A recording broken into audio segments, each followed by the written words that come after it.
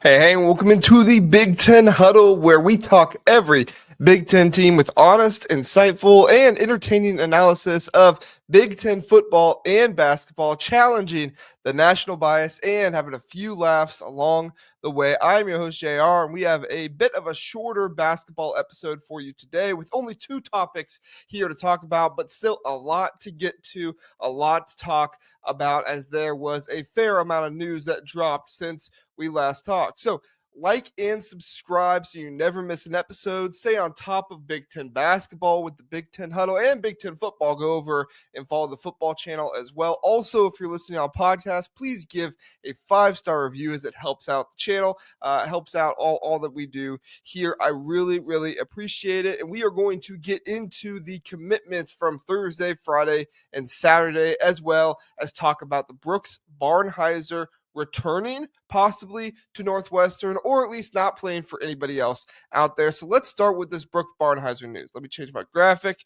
There we go.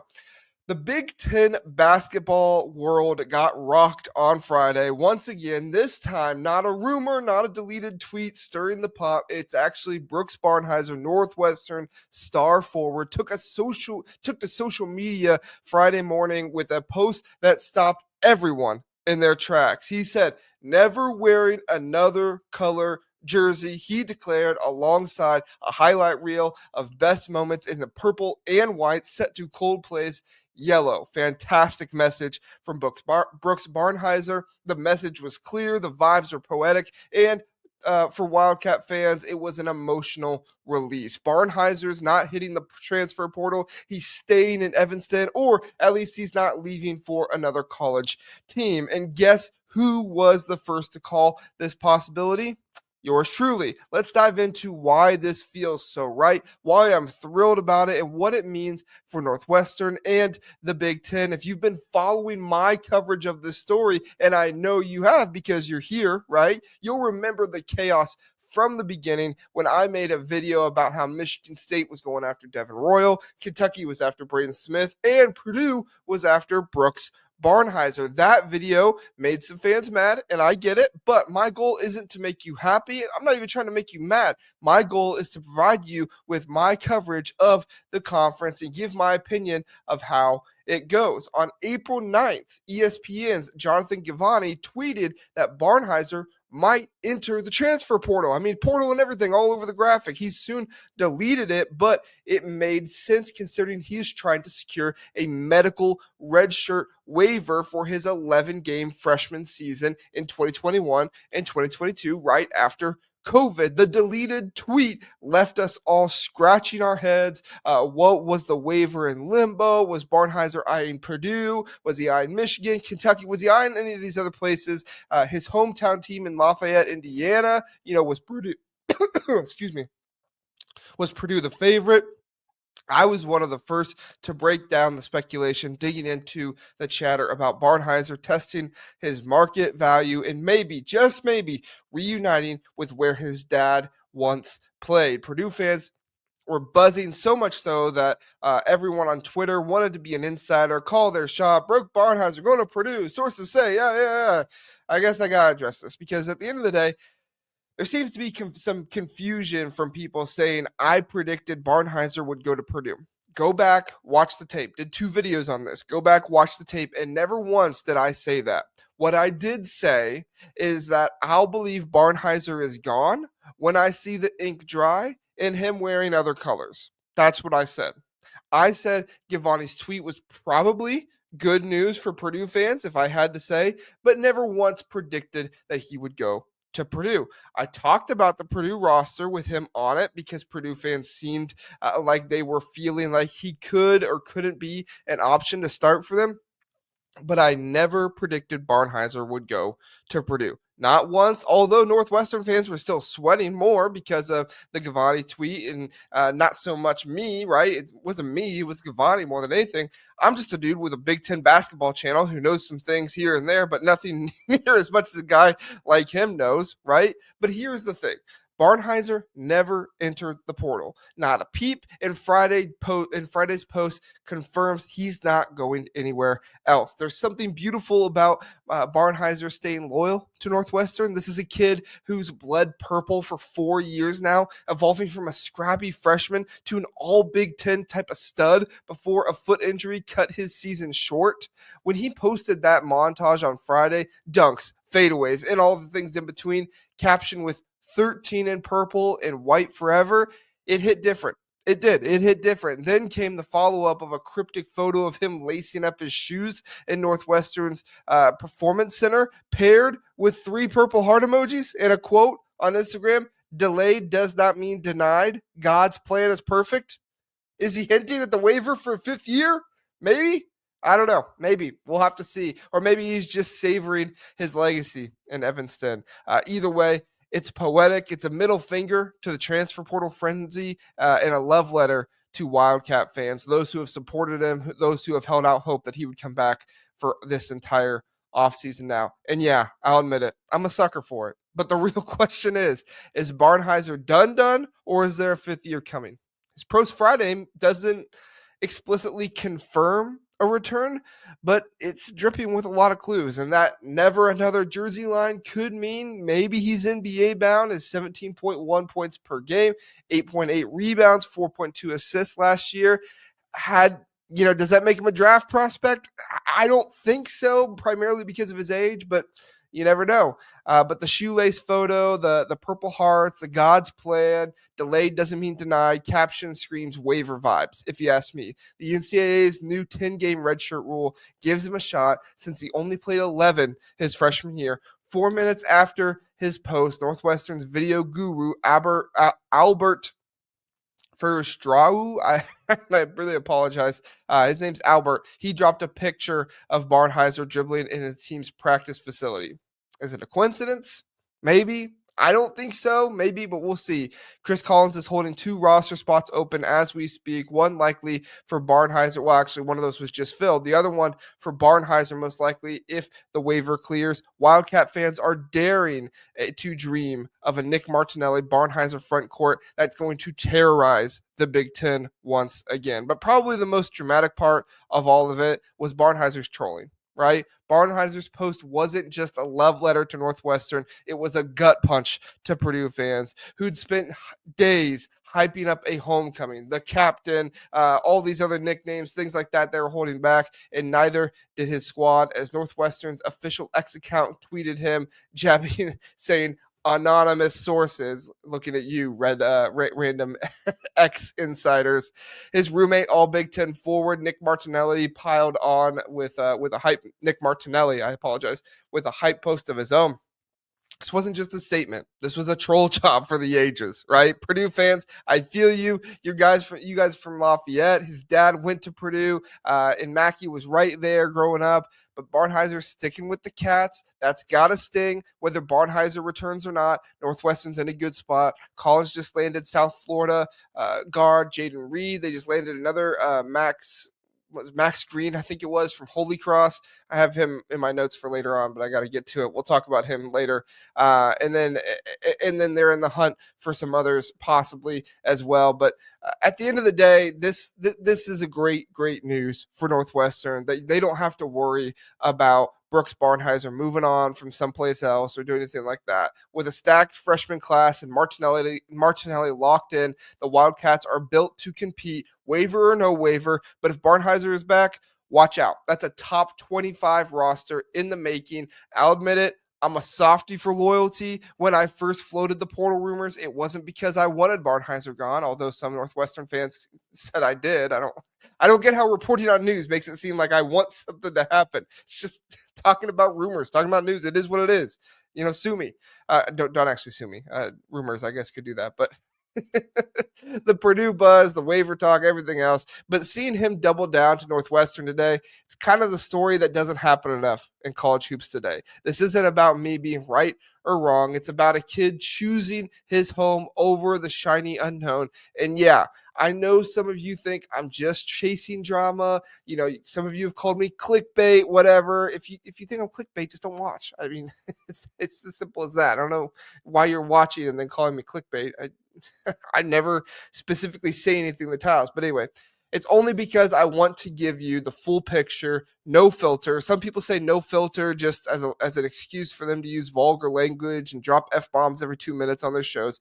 I get it. Personally, that's not me. My no filter is covering topics you want to hear about. You're curious about Barnhizer. I'm your guy. You want dirt on Brennan's visit list or on a guy's visit list? I'm going to give you that information. I got you. This is your space, much of it, as much as it is mine. As I wrap this up, Barnhizer's future still a tad murky. No official word on the waiver. No hard confirmation he's suiting up for next fall. But one thing is crystal clear. He's not wearing another color jersey. Northwestern fans, you're popping champagne. Purdue fans, you're on to the next option, right? Loyalty is the story of the day. Let's keep the conversation going. What do you think about the news? What do you think's coming next? Always feel free to drop those topics, those comments in the comment section. If you have anything else you want me to cover, topics, anything, send me a message on X, the Big Ten Huddle account, or email me at jrsrankings at gmail.com. Let's hit a commercial break really fast. We'll be right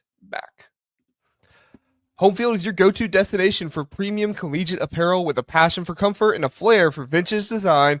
Homefield brings you gear that is comfortable and stylish. With over 150 colleges to choose from, Homefield digs deep into the archives, uncovering forgotten logos, iconic mascots, and legendary moments to create one-of-a-kind apparel. Use my code TBTH for 15% off for new customers, or use my link in the description. Back here on the Big Ten Huddle, be sure to get your home field gear. Use code TBTH or use the link in the description. Super easy way to support the show.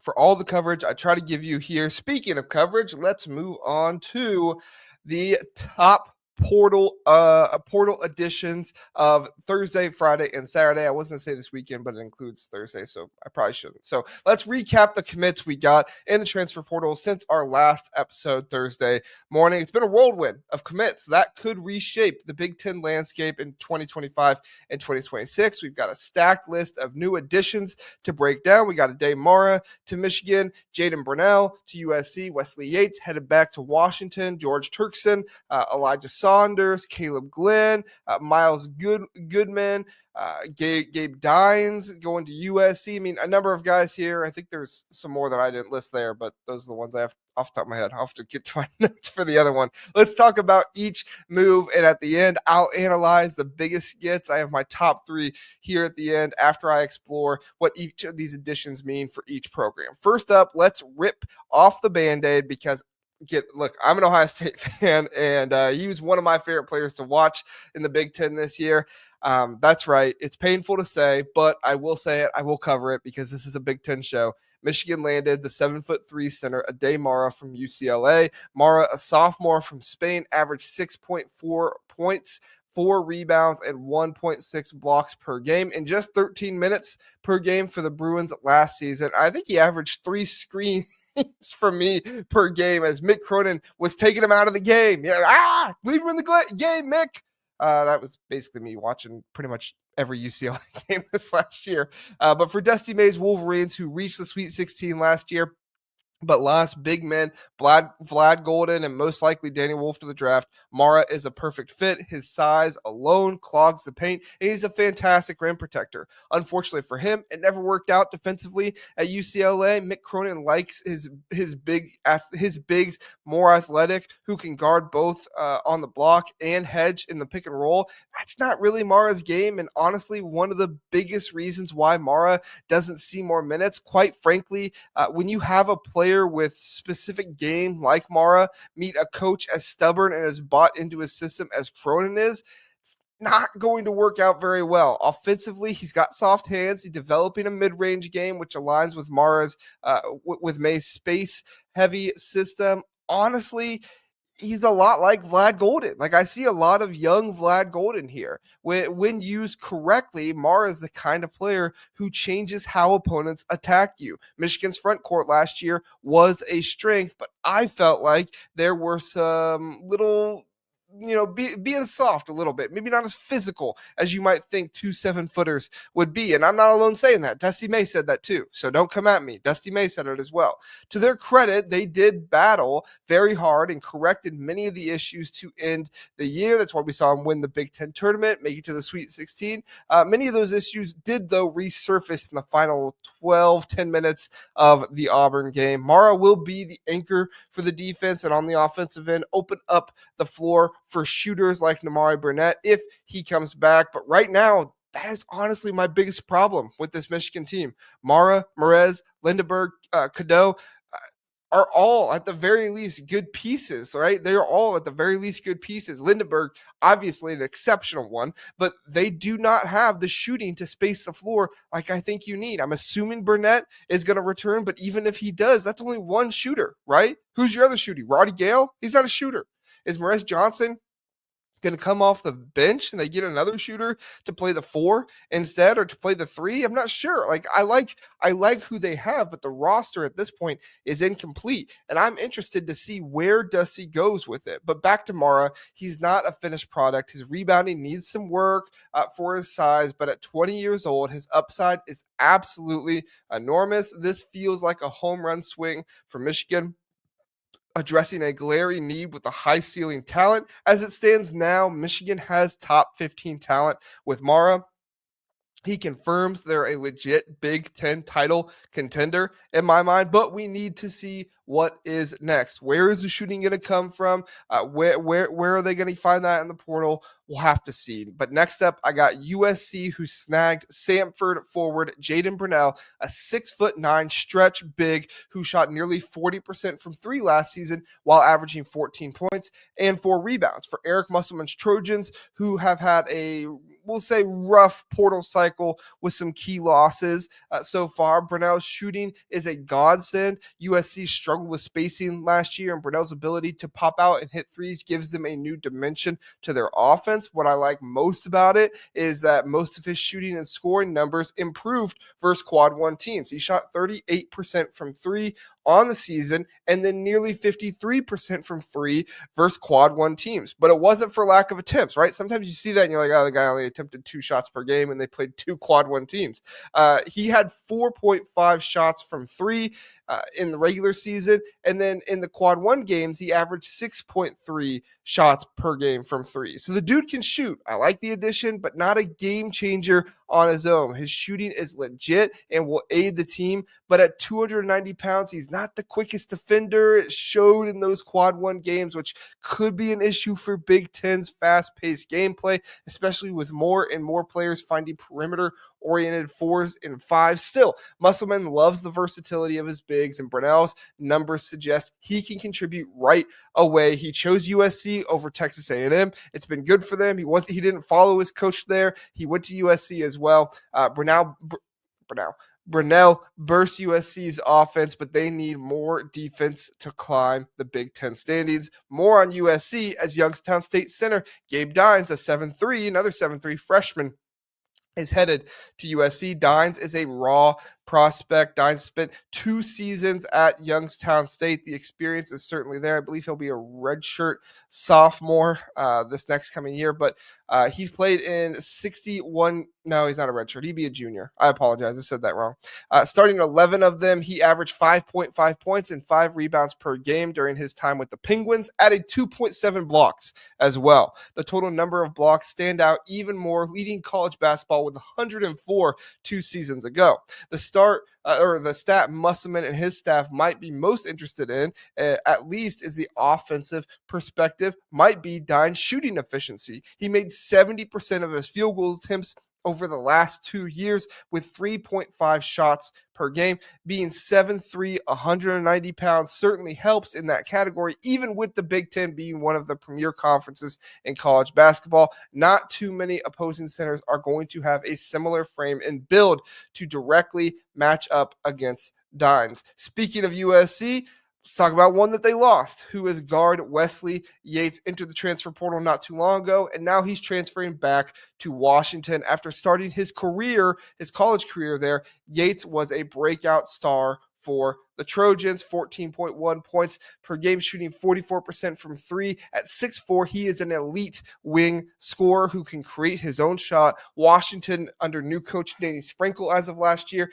is rebuilding after a mediocre Big Ten debut. I liked what Sprinkle did with some things, but ultimately it wasn't enough. However, Yates will be an important piece to get them to where they would like to be in the Big Ten. This is a massive addition for Washington, one of the weekend's best yets, in my opinion. Yates was USC's second leading scorer, and his ability to score from anywhere makes him a plug-and-play star. Sprinkle's system thrives on dynamic guards, and Yates fits like a glove. Washington is quietly putting together one of the best transfer portal classes in the conference, adding a lot of talent, not just in the conference, in the nation, adding a lot of talent in Yates, Ognanovich, I believe is how you pronounce it, and Peterson. Yates and the rest of these additions elevate Washington from Big Ten cellar dweller to NCAA tournament hopeful. Pair him with a solid point guard, and pair him with Peterson, the solid point guard, and the Huskies could surprise some folks. For USC, losing Yates stings. They're bleeding some talent right now, but also getting some talent as well. So a little bit of back and forth there. Speaking of talent, Maryland is infusing talent as they've been busy in the portal. First landing Texas A&M guard George Turkson, the 6'7" redshirt freshman, didn't play much for the Aggies, but he was a 3-star recruit with upside, 4-star, depending on where you look. Buzz Williams, now at Maryland, clearly sees something in Turkson, who followed him from College Station. He's a project player, 4 years of eligibility remaining. Turkson's a low-risk, high-reward add. He's raw, but Williams has a track record of developing forwards. Maryland's front court needed depth, and Turkson's athleticism could make him a rotation player by maybe next year. Could be this year. We'll see how he develops, but probably next year. For now, he's not moving the needle much for this year, at least in my opinion. It's good to see Williams add another player, especially former players from Texas A&M. Turkson is an investment. Maryland's still building, and he's a piece for the next for 2 seasons from now. Not a difference maker next season. Maryland doubled down with Virginia wing Elijah Saunders, who could be a difference maker. He averaged 10.4 points and 5 rebounds for the Cavaliers. At 6'8", Saunders brings size, shooting, and versatility to College Park. He's considered Purdue and Kansas State, but chose Maryland, and an interesting move as Purdue and Kansas State both seem to be offering more than Maryland at the time. Not just NIL, Purdue in some different ways with team chemistry and ability to win, stuff like that.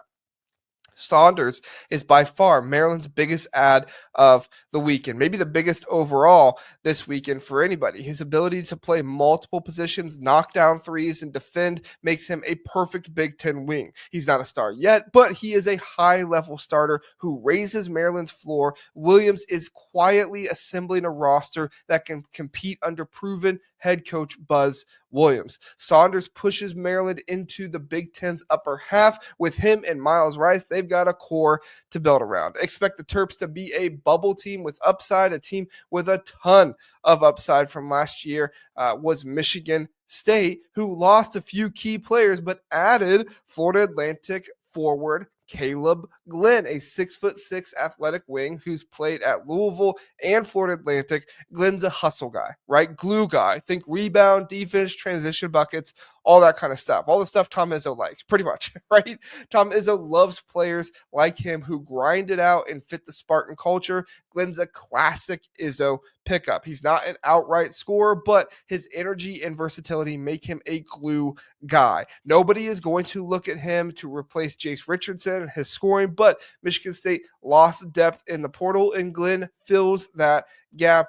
He's not a headliner, but he'll play 20 minutes a night and do the dirty work for you. Glenn keeps Michigan State's identity intact, tough, relentless, defensive-minded. They're still a top 25 team, in my opinion, and he ensures they don't slip. Also, Northwestern, we were just talking about them earlier, they secured the Holy Cross transfer Max Green from the Patriot League's Rookie of the Year last year, as reported by On3's Joe Tipton. The 6'6" freshman from Kentucky with 3 years of eligibility left averaged 14.9 points per game, 5.6 rebounds, and 3.6 assists, shooting 42% overall and 38% from three. Green started all 31 games for Holy Cross, leading in points and minutes, 34.3 minutes per game, with standout performances like 25 points against Sacred Heart, 16 points at Virginia. A former three-star recruit, he led Kentucky high schoolers with 32.1 points